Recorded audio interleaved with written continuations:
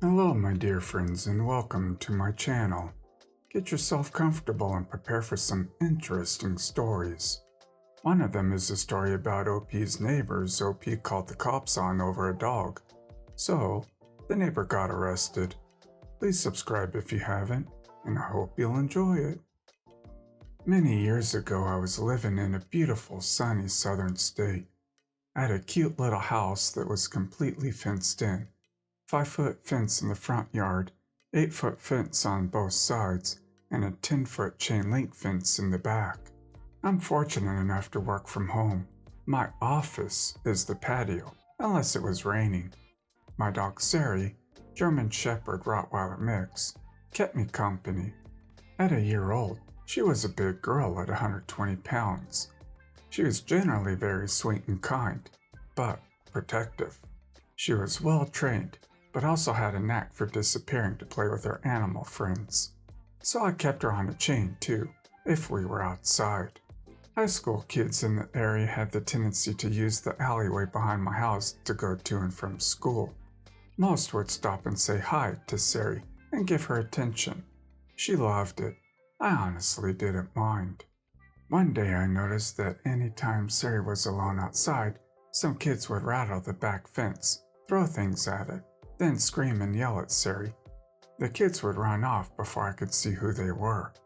In case things got worse, I bought some security cameras and brought Sarie in with me anytime I went inside when the kids would be around.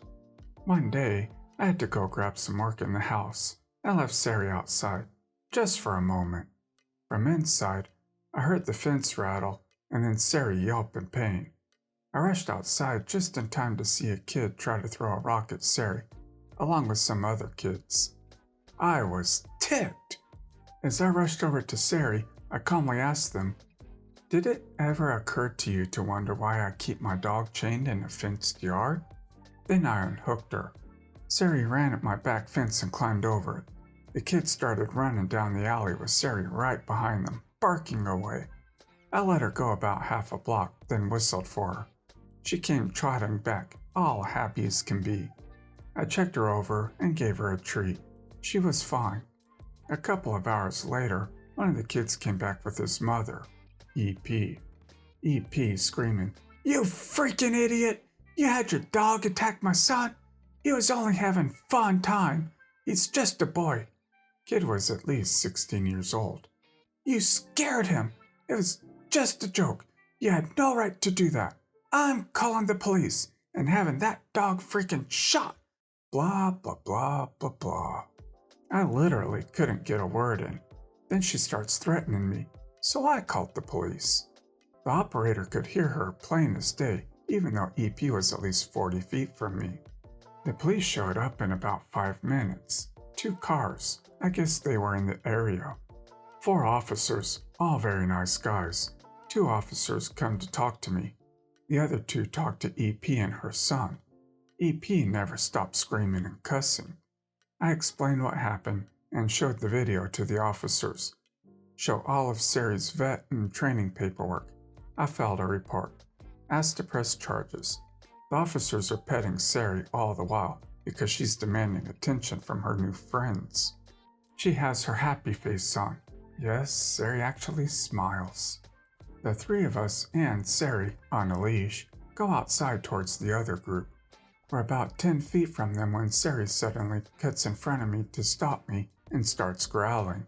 The skin around her face went tight, making it look like a hair-covered skull. The hair on her back raises up. Sarie is very scary when she's like that. EP screaming, "See? That idiot raised that dog to attack black people. Freaking terrible idiot! That freaking dog needs to be put down." The 2 officers that were with me were African American, so no. That part always annoys me, so I included it. I called back one of the officers that I'd been talking to. He didn't want to come too close as Sarie was showing large teeth. So I moved back towards my house. As quietly as I could, I told the officer that either EP or Kid were carrying a gun. That's why Sarie started getting protective. It had happened several times before. I guess to err on the side of caution, or to shut me up, he decided to search EP and Kid. EP had an unregistered gun. Kid had a 6-inch switchblade, not legal in that state. So, in addition to a charge of animal cruelty, they got nailed for carrying a concealed weapon, being in possession of a firearm while on probation, resisting arrest, and a couple other charges. EP never stopped screaming the entire time this happened, and while being driven away. I don't think that's how EP or Kid expected to end the day, but I enjoyed it. Even better, I never saw her or the kid again, and the kid stopped harassing Sarie. I usually feel for people on probation and crap, but this is just idiotic. On probation, carrying a concealed without a license?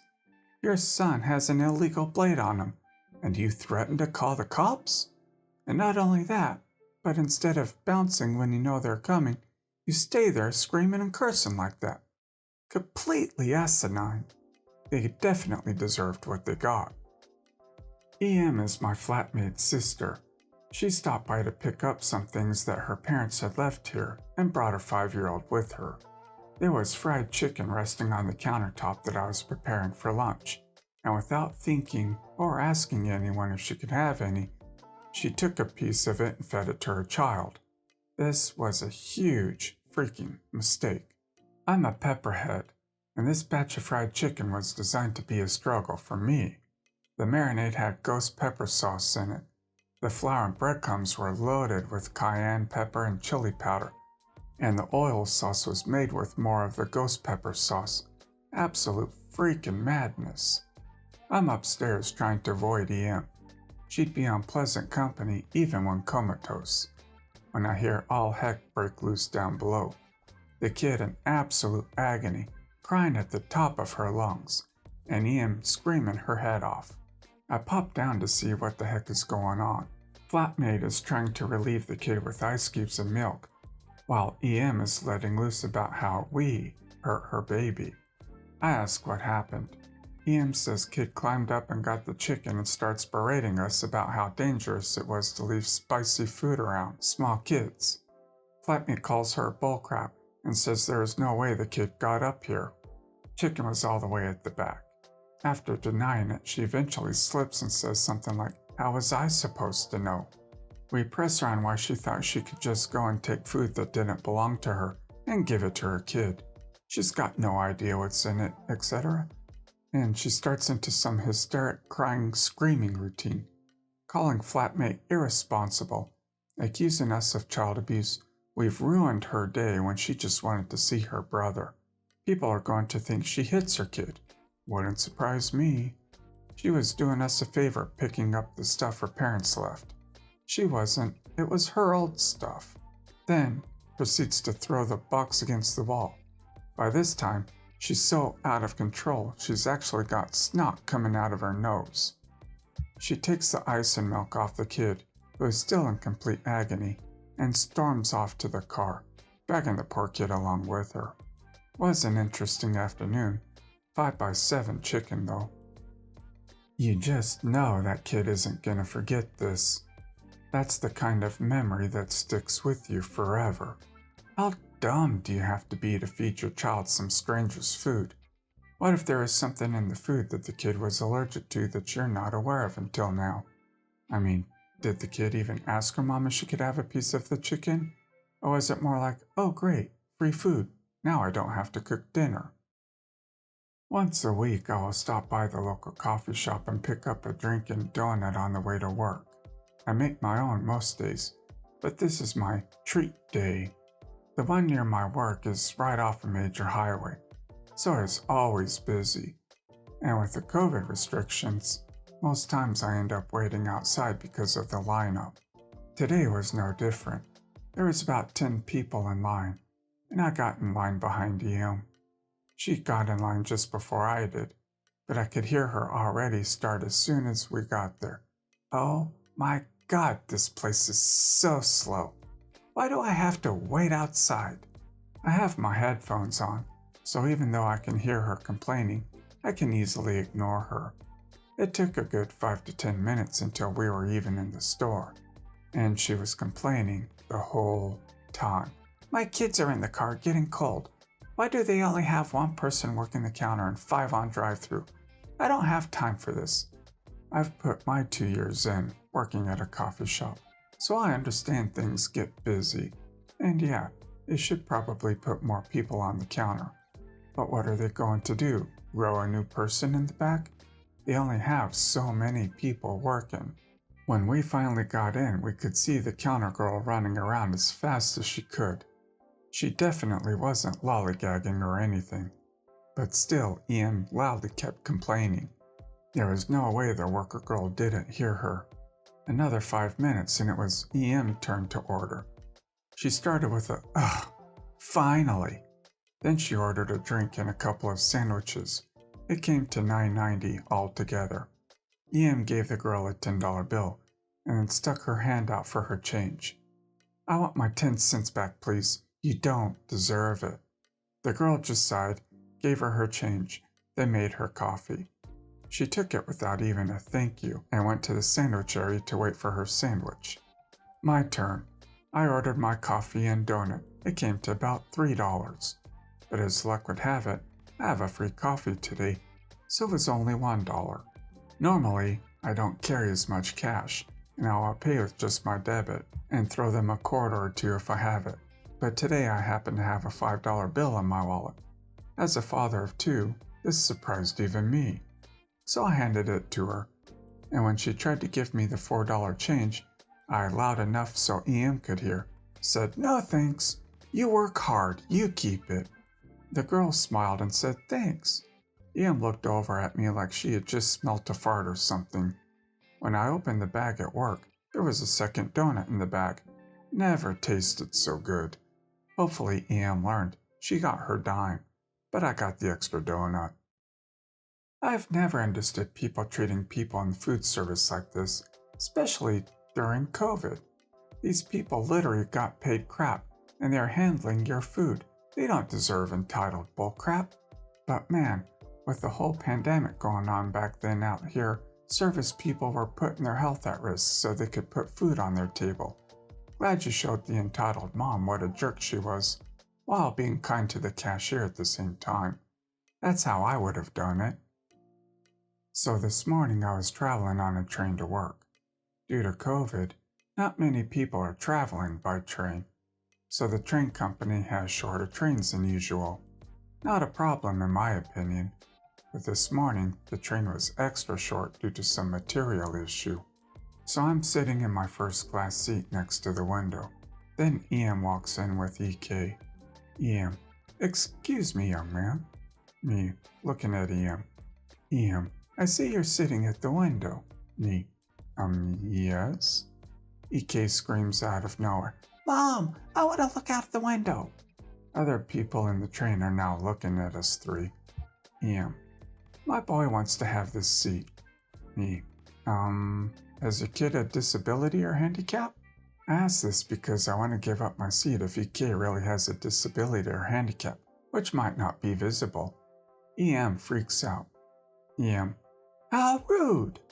EM starts screaming for the train employees. Me, "I'm asking because if he has one, I'm willing to give up my seat." Train employee TE arrives. TE, "What seems to be the problem?" EM, "This young man is calling my son handicapped. I want him kicked off the train." Me, "I was asking because..." TE, "Young man, can I have your ID and ticket, please?" Me, sure." I stand up to get the ticket from my bag, which is in the luggage compartment. EK just starts sitting in my spot and starts looking outside the window. Me, gives my ticket and ID to the TE. TE, "This seems to be fine, sir. Now what's the problem?" Me, "I was asking if her kid had a handicap or a disability. I want to give him my seat." TE, "That is indeed the right thing to do." EM interrupts TE. EM, "He didn't want to give up his seat, and he was screaming to my little boy. He's a total idiot." Me, "I didn't." TE, "Ma'am, can I see your ticket and ID, please?" EM hands over tickets. TE, "Ma'am, this is a second class ticket. You need to sit in the second class." EM, "We can't. There are a lot of people there." TE, Ma'am, you need to leave now and give this man his seat back. EM grabs EK and walks off. EK screams, "No! I want the window seat!" TE, "Sorry for the inconvenience, sir." TE walks off. After 5 minutes, the next stop, I saw EK and EM walking out of the train. They literally went to all of this effort for a total of a 14-minute ride. I don't understand people who get belligerent when they get caught doing such terrible things. It's such a foreign reaction to me, personally. Like, where's the embarrassment? Have they no shame? Well guys, that's it for today. If you end up enjoying this video, please consider subscribing. And if you've missed the last episode on the channel, I'm going to link it right here. The story is about a woman who threatened OP to have arrested because OP threw away his own stuff over giving it to her. Check this out if you haven't, and I'll see you in my next video.